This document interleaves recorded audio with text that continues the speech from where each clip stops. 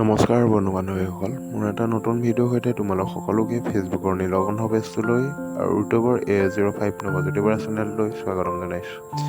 মই আজি এনেকুৱা এটা টপিক লৈ ভিডিঅ'টো প্ৰস্তুত কৰিবলৈ চেষ্টা কৰিছোঁ, যিটো বিষয় হয়তো আজিলৈকে কোনো ব্লগাৰে প্ৰসংগ হিচাপে লোৱা নাই।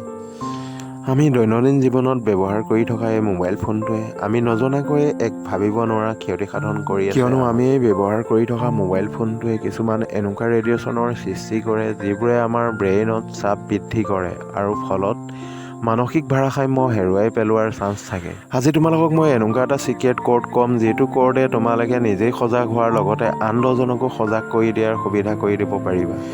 তুমি ব্যৱহাৰ কৰি থকা মোবাইল ফোনটো সুৰক্ষিত হয় নে নহয় তাক জানিবলৈ হ'লে সকলোৱে নিজৰ নিজৰ মোবাইল ফোনৰ পৰা ডাইল কৰিব লাগিব *07#। কোডটো আকৌ কৈ দিছোঁ *07#। আৰু দেখিবলৈ পাবা 1.6 ৱাট কেজিতকৈ যদি বেছি থাকে তেতিয়াহ'লে সোনকালে মোবাইল ফোনটো সলনি কৰাৰ ব্যৱস্থা কৰি ল'বা, কিয়নো সেই মোবাইল ফোনটো তোমাৰ বাবে অলপো সুৰক্ষিত নহয়।